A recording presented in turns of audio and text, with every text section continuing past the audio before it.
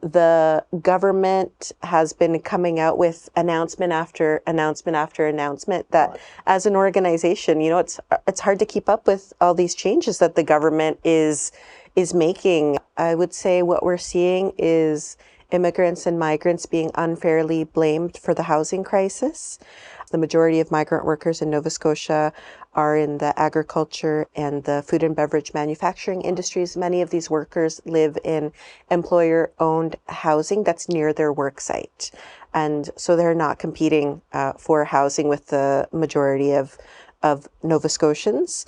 Instead of the government coming out with real solutions, they're putting blame on immigrants and migrants. We saw the country rely on migrant workers during the pandemic when many of us were devastated by the impacts of the pandemic. Many people not able to work. We saw migrants and immigrants stepping up. And then here we are now.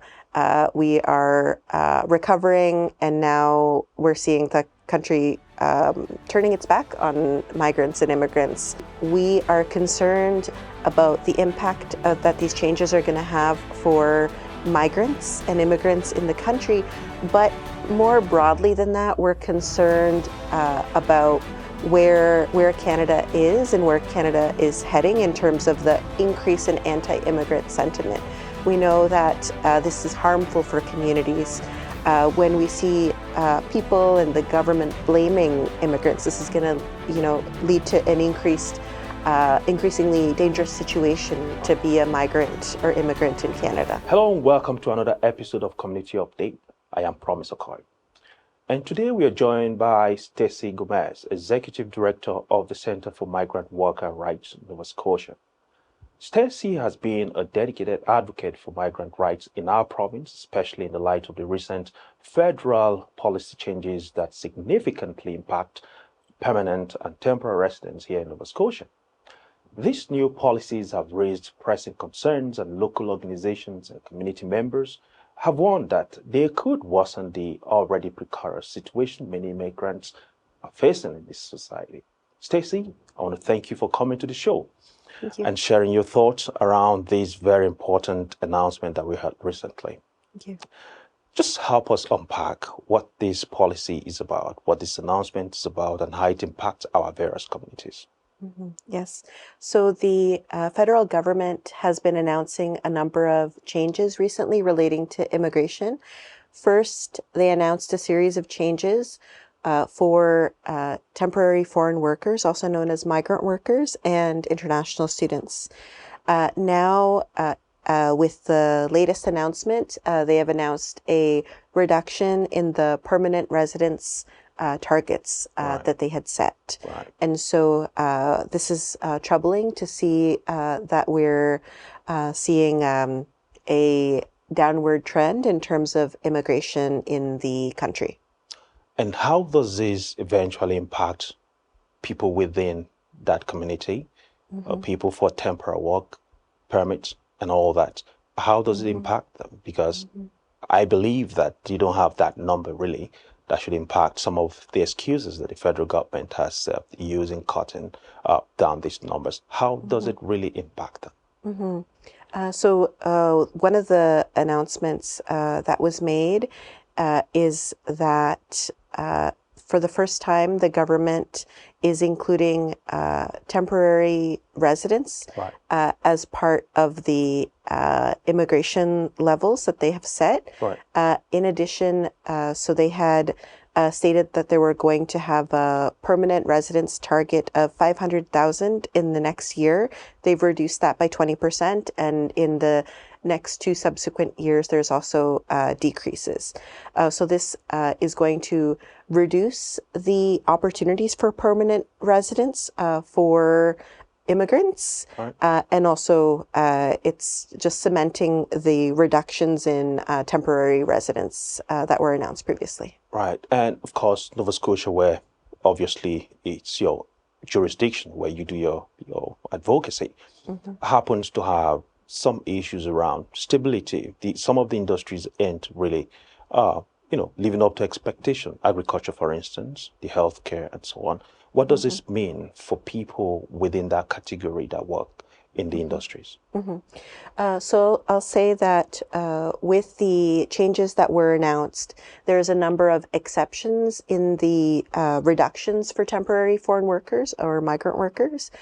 So agricultural workers are excluded from those reductions. I think the government and everyone realizes that agriculture is a key sector in terms of food security and also in terms of exports in the country. So that is not being impacted. However, we are seeing other changes that will impact migrant workers in other sectors. I think one of the first challenges is to look at the changes and the many exceptions, and for us as an organization to be sharing that with migrant workers. So in Nova Scotia, over 70% of migrant workers are in the agriculture or the food and beverage manufacturing industries. And so there's some exceptions within some of the cuts to migrant workers in those sectors. One of the changes that's going to impact migrant workers is the fact that the government announced a reduction in the length of the work permits for low-waged migrant workers. So previously, it was 2 years, and now it can only be 1 year. So that's going to mean increased costs for migrant workers to be applying for work permits. Wow. And that's definitely going to be a lot for them. Now, your organization made a statement, and it stated that limiting permanent residence could create more precarious conditions for migrants. Could you explain what this really means in terms of the quality of life of people who work in this on these programs, basically? Yes. So for many years, our organization and organizations throughout the country have been advocating for permanent resident status on arrival for migrants. Why has this been such an important call throughout the country? It's because permanent residence provides access to certain rights. If we look at migrant workers coming to Canada, typically they come here on closed work permits. They don't have labor mobility. They are only legally able to work with the employer named on their work permit. If you're coming as a migrant worker to Nova Scotia and your work permit is less than a year, you don't have a right to healthcare coverage. And by that you mean the MSI program? Okay. Yes, exactly. All right. And also, migrant workers typically don't have a right to bring their families with them.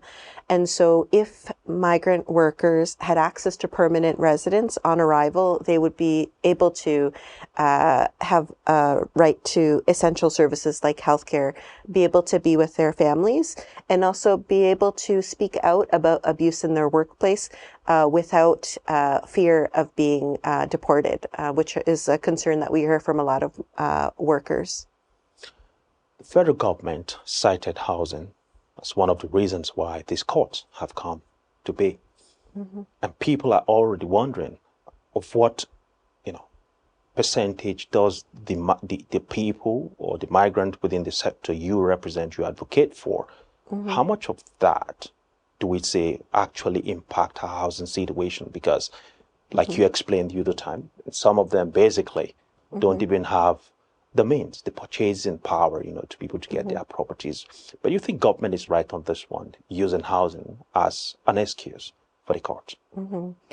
No, I would say what we're seeing is immigrants and migrants being unfairly blamed for the housing crisis. And I had mentioned that the majority of migrant workers in Nova Scotia are in the agriculture and the food and beverage manufacturing industries. Many of these workers live in employer-owned housing that's near their work site. And so they're not competing for housing with the majority of Nova Scotians.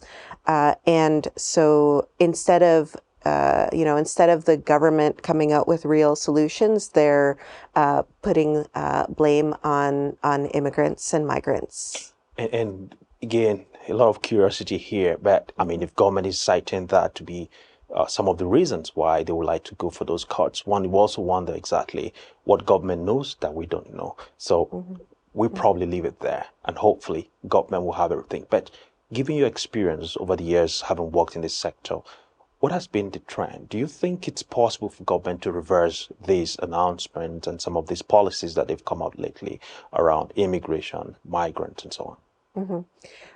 We would like to see a reversal in these changes. I would say the government has been coming out with announcement after announcement after announcement that as an organization, it's hard to keep up with all these changes that the government is making. And so, we are concerned about the impact that these changes are going to have for migrants and immigrants in the country.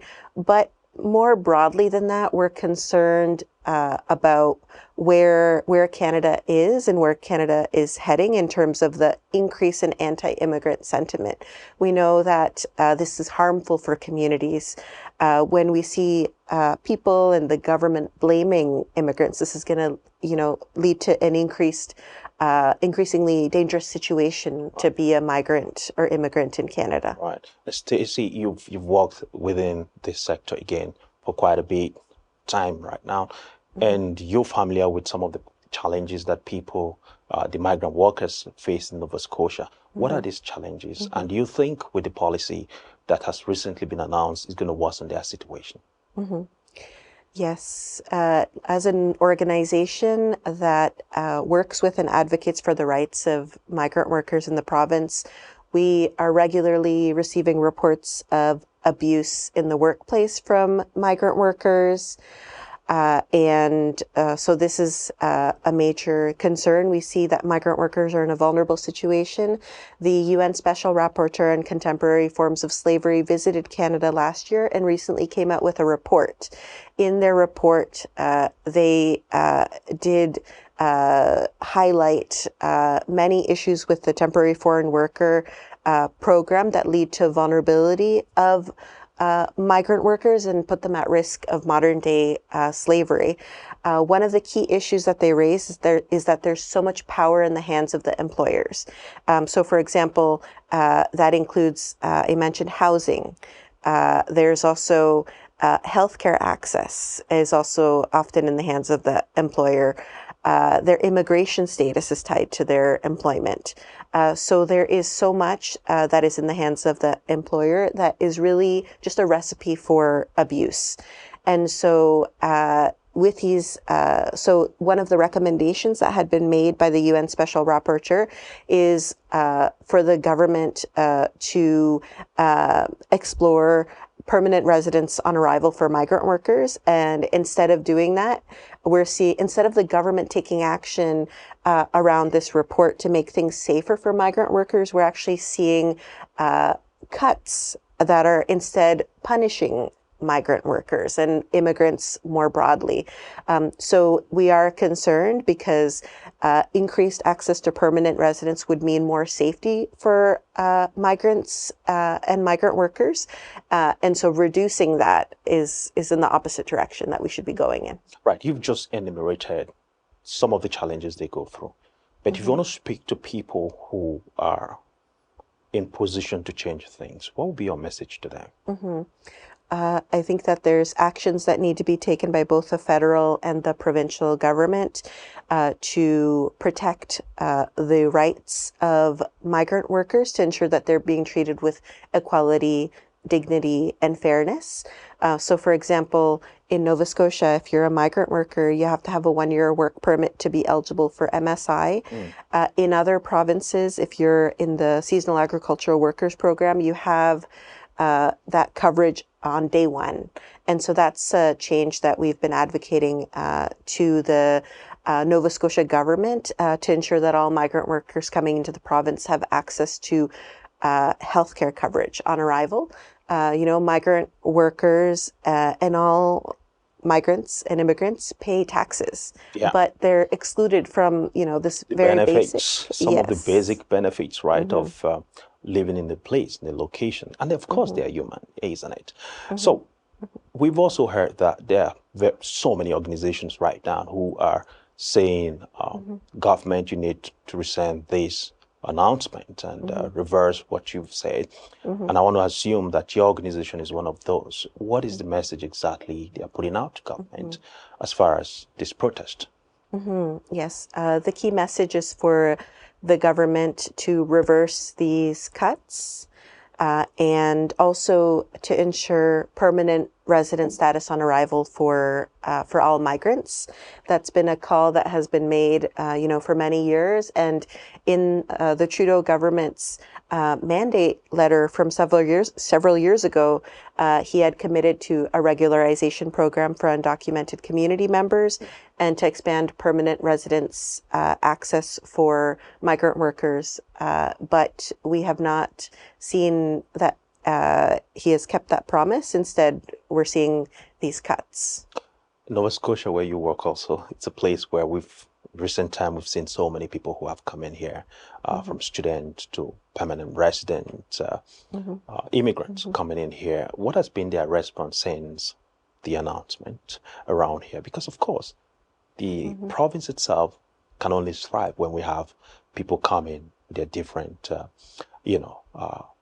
areas of specialty that will help grow the economy. What has been the response so far, as much as you know? People are concerned by all these changes that are being made by the federal government and wondering if it's going to impact them. Exactly. And I believe people should speak up and let the government know what is right. But as we wrap up, lastly, you probably have been around. You hear how policies are made and all those things. You're going to speak to the migrant workers. You're going to speak to friends, neighbors of migrant workers. You're going to speak to government. What be your final message as we wrap up? We saw the country rely on migrant workers during the pandemic when many of us, were just devastated by the impacts of the pandemic. Many people not able to work. We saw migrants and immigrants stepping up. And then here we are now. We are recovering, and now we're seeing the country turning its back on migrants and immigrants. The message is migrants and migrant workers and immigrants are part of our communities, an integral part, and we should treat them that way. Absolutely. Could have been a better place to leave it. Thank you, Stacey, for coming around and sharing your opinion on this current situation. And that wraps today's edition of Community Update. We hope you found this discussion an eye-opening one, as we did.